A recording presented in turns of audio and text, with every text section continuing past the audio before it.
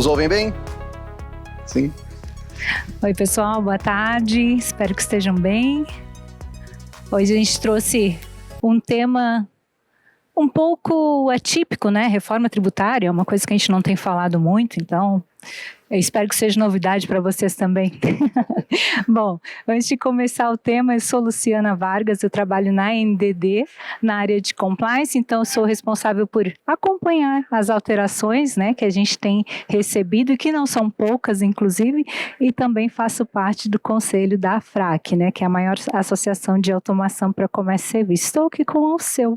Eu sou o diretor comercial e marketing na NDD, também atuando no segmento aí há mais de 17 anos, e também faço parte da AFRAC na cadeira de ESG, onde a gente olha para governança, né? Por acaso, um tema que é o tema talvez mais importante do momento, né? Que é a reforma tributária e o quanto ela impacta nas empresas.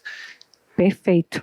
Bom, Seu, vamos falar um pouquinho hoje, né, sobre cadastro, classificação e compliance, né, a base que sustenta a conciliação fiscal financeira na era da reforma tributária.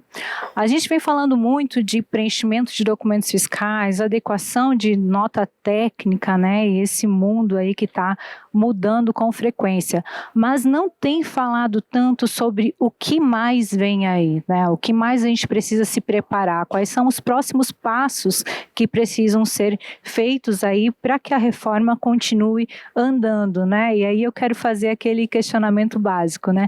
Quem aí ainda acha que a reforma tributária não vai acontecer?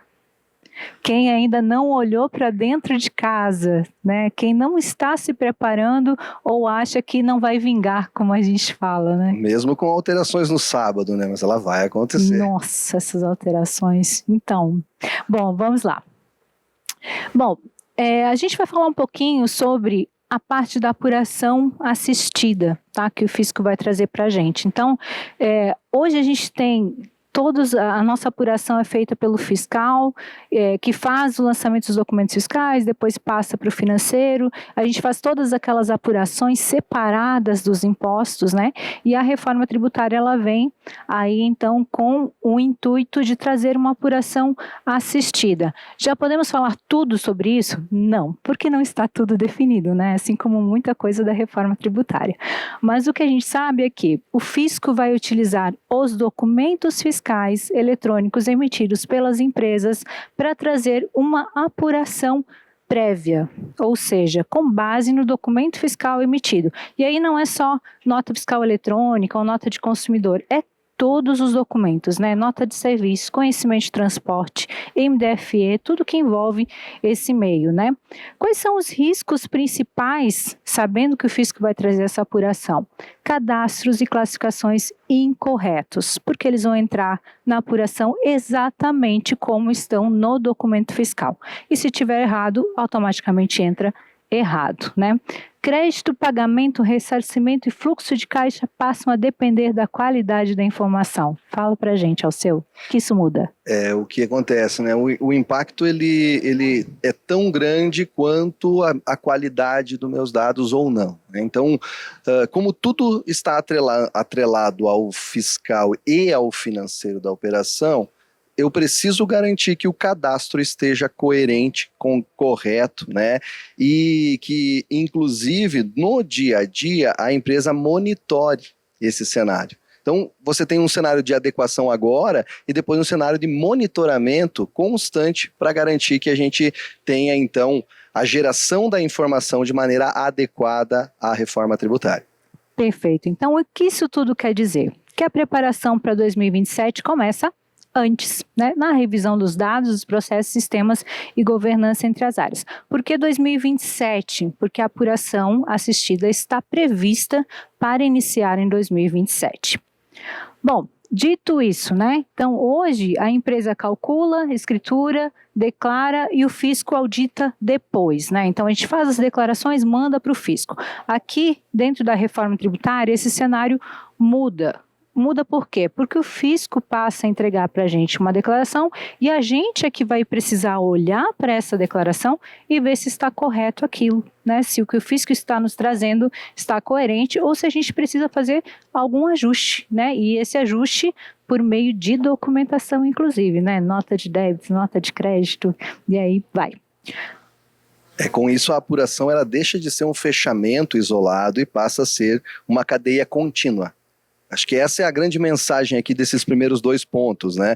Tanto se fala aqui sobre reforma, sobre soluções, e o que a gente traz aqui como mensagem inicial é, né, a mudança drástica do modelo, passando a ser algo contínuo dia após dia e não mais uma apuração mês a mês, que eu consigo ir lá, olhar, verificar se está tudo certo e aí entregar, né, Lu?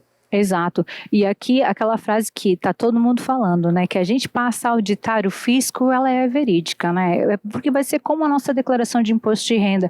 Hoje, quando a gente recebe a declaração, a gente não vai lá simplesmente e manda ela correndo qualquer risco de cair numa malha, né, a gente dá uma olhada, vê o que falta, o fisco não informou isso aqui ou o quê, e é o que a gente vai ter que fazer na declaração assistida também. A gente não precisa concordar imediatamente com o que ele trouxe, mas vai ter que olhar se aquilo está coerente, faz sentido ou vai precisar de algum ajuste. Bom, falando nisso, então, como deve funcionar o fluxo da apuração assistida, tá? Primeiro, a gente vai ter os DFEs autorizados, que são DFEs, documentos fiscais eletrônicos, todos eles, né? Então, todos da nossa operação. Todos os documentos autorizados, esses documentos vão para o fisco, né? O fisco vai ter lá na base dele, com base nisso ele devolve para a empresa, dizendo, olha, com base nos documentos que você emitiu, né? Todos, de todas as operações, você tem tanto de débito e tanto de crédito. Aí entra a conferência da empresa, né? Olhar para isso e verificar se faz sentido ou não. Se eu preciso ajustar um débito, ajustar um crédito, fazer algum complemento, né? Fazer alguma retificação, vai ter um prazo para isso. Então a empresa faz essa conferência, dá um ok ou um desacordo lá para o fisco, né? E há uma conclusão, um resultado de saldo a recolher ou a pagar, tá? Olhando assim, bem simples, né? Vai dar tudo certo. Tá todo mundo se preparando para dar certo. Parece bom. Então, o papel da empresa aqui, ele fica muito mais em conferir, em validar o que está sendo feito, do que em efetivamente fazer a apuração aqui. A gente está dizendo que talvez a apuração já venha quase 100% pronta, né? Meio caminho para a gente. E aí, a pergunta que eu sempre faço é, olhando para esse cenário, será que a reforma é tão ruim assim? Né? Como algumas empresas, algumas pessoas estão comentando, né? Olhando pelo lado negativo. De fato, assim, a gente vive um momento da reforma, então não tem como não doer, né? Ele vai doer. Mas a ponte que a gente está atravessando nos leva para um lugar melhor. Pelo menos essa é a expectativa, é nisso que a gente acredita. E é isso que, de fato, em alguns cenários já estão acontecendo. Quando a gente olha, por exemplo, para todos os documentos, quem não gostaria de não ter que lançar na mão uma nota fiscal ou uma conta de luz, uma conta de água, uma conta de telefone, que hoje muitas das empresas ainda não automatizaram? Não por problema tecnológico, mas talvez pela dificuldade em conseguir fazer isso. A partir de agora, todos esses documentos passam também a ter um modelo eletrônico, né, e garantem que a gente consiga, com tecnologia, fazer um processo de automação disso. Para citar um dos exemplos que a reforma contribui, além de todo o cenário de redução do volume de impostos que a gente tem, né, da quantidade dos diferentes formatos de apuração que a gente tem hoje. Exatamente. Bom, qualidade da apuração começa antes da nota. Aqui a gente entra no tema principal, né, que a gente quer falar. NCM, SEST, CST, Secless-Trib, gente, na NFE, isso aqui é novo para a reforma, tá? Já existia, ele começou a existir na NF3E, que é a nota fiscal de energia elétrica e eletrônica. Deu certo, o fisco está trazendo para a NFE. Secless-Trib, ele vai dizer como que aconteceu a tributação daquela mercadoria, né, para poder informar para o fisco. Então, o que eu quero dizer com isso? A NCM, o Secless-Trib, o CST, se não estiver correto, ele vai da forma como foi emitida para o fisco, para apuração. Então, logo eu terei uma apuração incorreta. Ah, mas é problema meu? Também não é problema meu.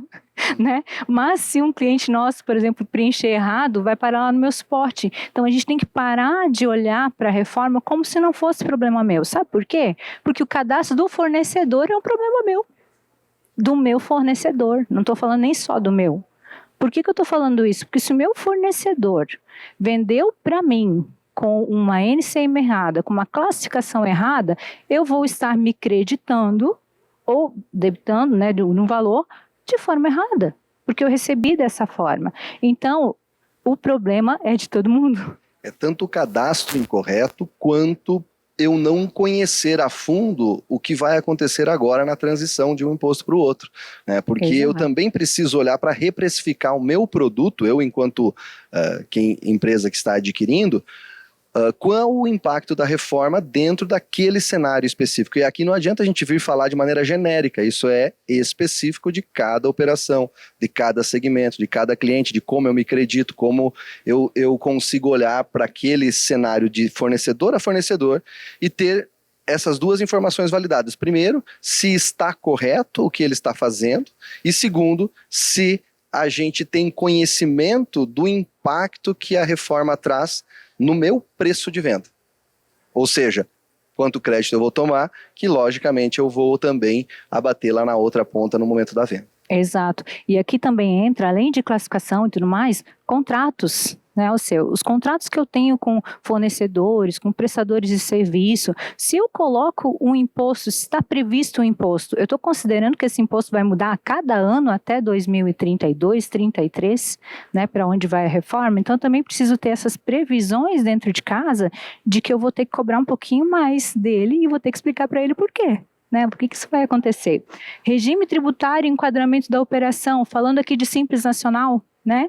O Simples, ele não dá crédito hoje, então ele não é competitivo. Será que vale a pena para ele entrar no regime do IBS-CBS para passar a recolher esses impostos e ser um pouco mais competitivo? Como eu descobri isso? Olhando para o regime dele, conhecendo quem são os compradores, quem são os fornecedores, quem são os clientes, fazendo todo um estudo tributário. Precisa. Não só para o Simples, né? Para as empresas, normal também. Quando eu falo de fazer um estudo, estou dizendo para conhecer a sua operação, olhar para dentro de casa. A reforma está mudando o crédito sobre uso e consumo. Eu sei tudo que eu uso para operação final? Está tudo mapeado? Eu tenho lá tudo que eu uso para chegar no meu produto final? Se eu não tiver, é hora de fazer isso, é hora de olhar para isso, porque eu vou poder me creditar. Quem não mapear vai perder crédito.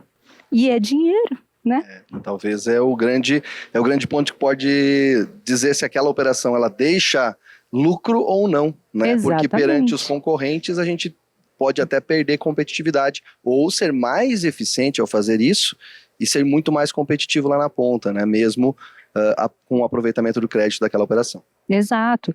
Aqui falando em local de destino e prestação, quem tem hoje os centros de distribuição, como a reforma está dizendo que não vai mais ter aquelas alíquotas diferentes de um estado para outro, vale a pena manter um centro de distribuição em determinado estado? Talvez por logística sim, mas tributariamente não.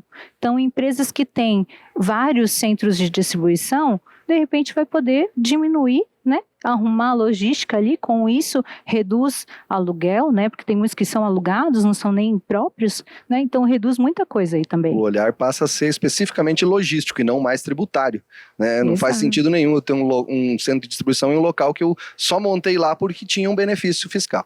Né? Então, essa mudança de chave é importante. Né? A gente trabalha muito com transportadoras, com operadores logísticos e para eles, inclusive, o cenário vai ser de um grande impacto. Num primeiro momento, uma mudança grande. Por outro lado, talvez uma eficiência ainda maior na logística, porque eu não preciso movimentar uma mercadoria para um local que não faz sentido nenhum do ponto de vista logístico, só faz sentido do ponto de vista tributário.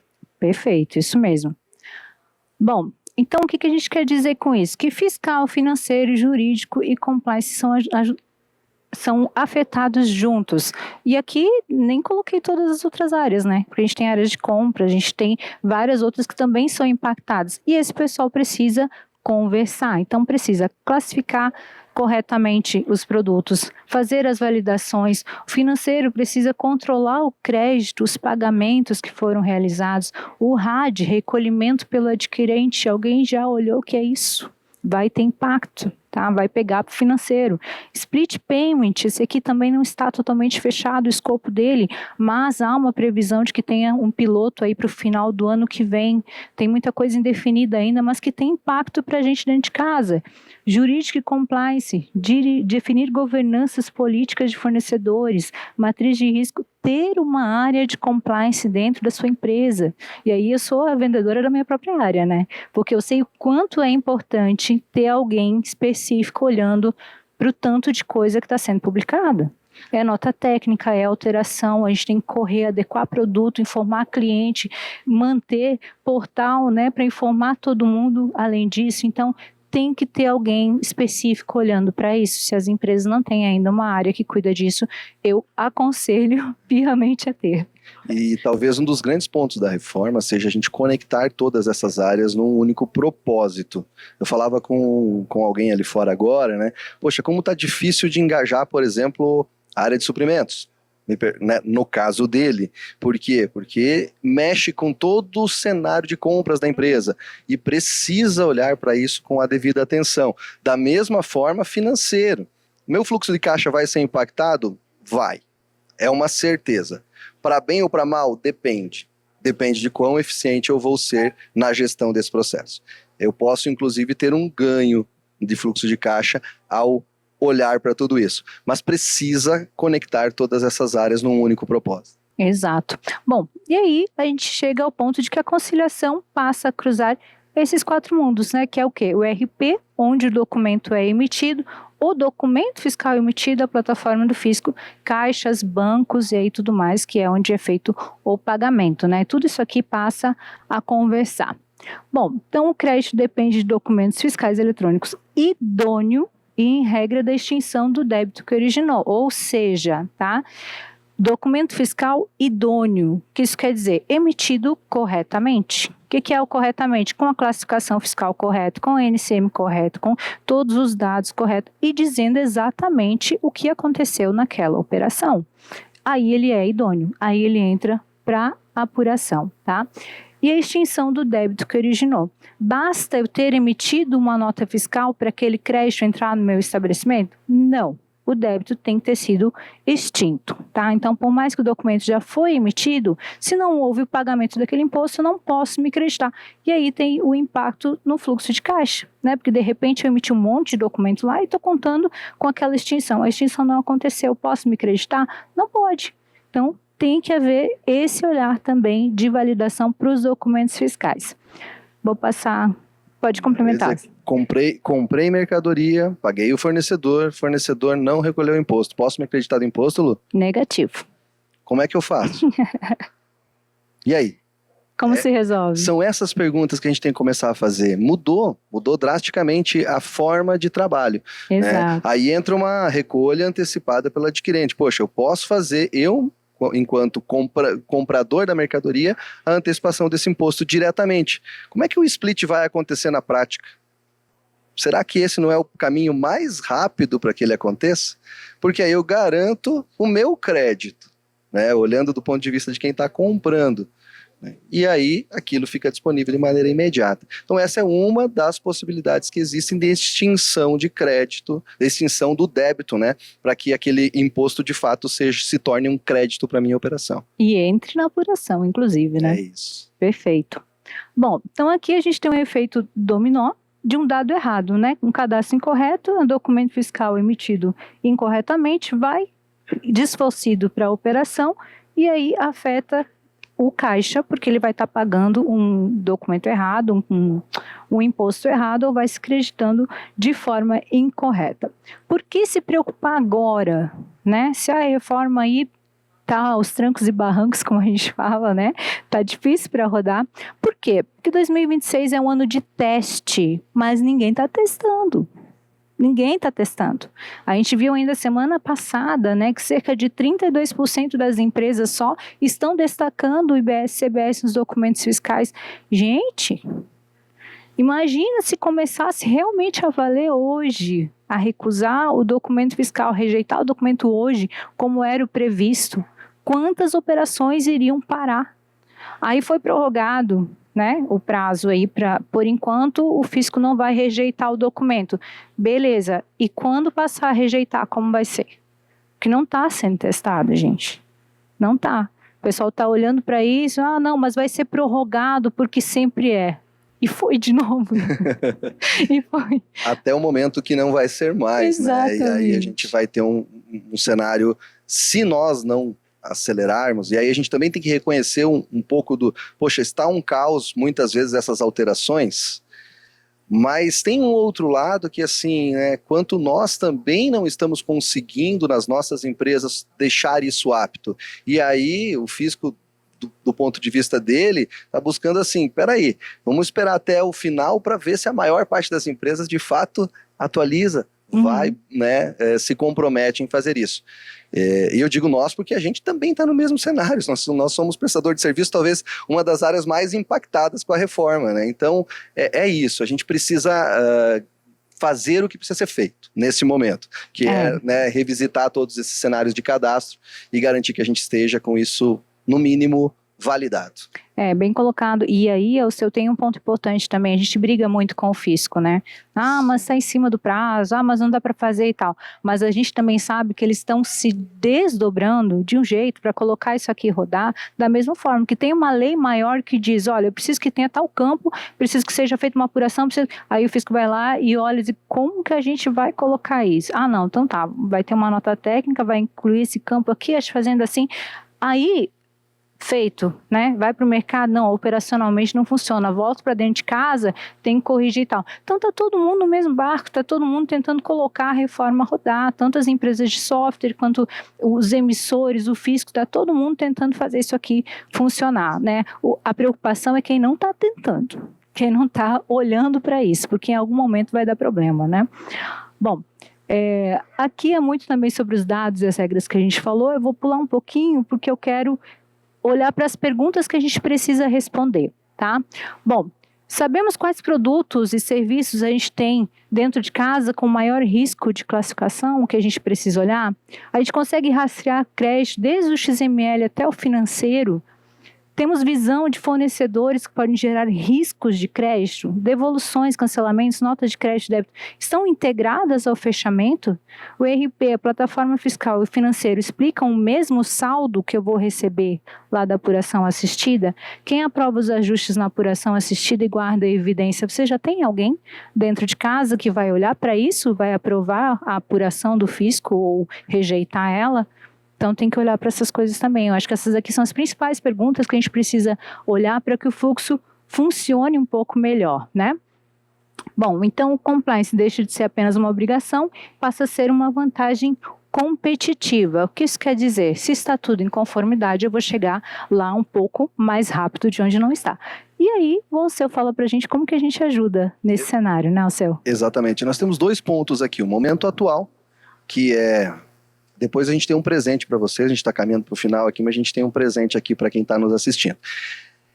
Que é a gente justamente olhar para cadastro, olhar para tudo que eu preciso adequar agora. E depois a gente tem a necessidade de acompanhar o dia a dia da operação e ter previsibilidade. O que nós da NDD estamos trazendo para o mercado? É um painel que conecta fiscal e financeiro na mesma operação, no mesmo painel, onde vocês terão acesso às informações de créditos e débitos dos próximos meses no momento presente. Isso faz com que a empresa consiga tomar decisões agora para impactar o caixa futuro positivamente. Um exemplo, se eu tenho um fornecedor que o vencimento acontece hoje, dia 3, num cenário da reforma tributária 100% rodando, talvez fizesse sentido eu pagar ele sexta-feira. Por quê? Porque isso me geraria crédito e a partir disso eu evitaria a recolha de um tributo maior naquele mês. Um exemplo, né? Da mesma forma, na outra ponta, eu posso trabalhar com um modelo de vendas com um parcelamento maior. Por quê? Porque eu não tenho crédito suficiente para aquela operação. E vice-versa. Precisa considerar crédito e débito dentro da equação financeira da equação de compra e venda da empresa a partir de agora. Existe um fluxo de caixa tributário que as empresas precisam passar a olhar, e a gente tem um painel que traz isso, e inclusive com uma IA conectada aqui, específica da operação, não é uma IA aberta, ela está olhando só para os dados da operação e dizendo assim, se você antecipar esses 10 fornecedores aqui, você resolve a equação tributária nesse mês. Se você, daqui a 3 meses, ativar alguma coisa, olha o que eu estou dizendo, comprar algo e transformar em ativo que vai gerar crédito, impacta positivamente aqui no fluxo de caixa tributário. Então é isso que a gente está trazendo para o mercado como solução para garantir que as empresas consigam acompanhar e ter previsibilidade dos seus créditos e débitos dentro do mesmo fluxo. Bom, beleza. Gente, isso era o que a gente tinha para trazer para vocês hoje, e a gente poderia ficar muito tempo, porque a reforma tem vários assuntos, né? Vários temas aí que dá pano para manga e ainda vai dar por muitos anos, né? Mas qual é o recado principal? A gente meio que saturou já essa parte de emissão do documento fiscal, preenchimento de campos, ou pelo menos já deveria estar saturado, né? Deveria estar perfeito funcionando. A gente precisa olhar para frente, né? O que é o para frente? O que vem por aí? É apuração assistida? É split payment que não está totalmente definido ainda? Como a gente chega lá de forma mais adequada, mais tranquila, né? Amanhã a gente vai falar mais um pouquinho sobre esse tema também, só que a gente vai fazer um bate-papo diferente. A ideia é responder perguntas de vocês sobre a reforma tributária, óbvio, dentro do que já está definido, né, do que está na legislação. Então, para quem quiser acessar o QR Code já e deixar já a sua pergunta para a palestra de amanhã, a gente consegue também trazer algumas respostas mais fácil, né? Isso, e lá na hora também vai ser possível. A gente vai estar na outra arena, né? Vai estar na arena do lado de lá, uma arena menor, mas o objetivo vai ser a gente ouvir as perguntas, porque a gente observa aqui que muitas vezes vocês queriam questionar algo e a gente tem pouco tempo. Então amanhã a gente reservou para responder perguntas. Então estejam conosco amanhã, a Luciana e o Jackson, que é o nosso diretor de produtos, estarão lá respondendo todas as perguntas possíveis, e talvez se a gente tiver um grande volume, a gente também pode depois encaminhar respostas para vocês, né? Estamos à disposição para isso. Além disso, a gente também está com o stand, então fica à disposição para vocês passarem lá nos visitar no stand e a gente continuar esse bate-papo. Perfeito. Bom, a NDD há mais de 20 anos, né, atua na área fiscal. A gente tem outras unidades de negócio, mas essa é a principal unidade, temos mais de 600 pessoas, ficamos lá em Santa Catarina, em Lages, e atendemos hoje o mundo todo, temos filial também fora do país, em Madrid e nos Estados Unidos. Nosso propósito é apoiar vocês nessa transição e garantir que a gente tenha uma reforma tributária implementada, com qualidade, e que a gente consiga, depois de tudo isso, olhar para trás e dizer como que nós fazíamos isso daquele jeito, né? Talvez eu acredito que a gente chegue logo nesse propósito. E agradeço demais a atenção e a oportunidade de estar falando com vocês aqui. Obrigada, pessoal.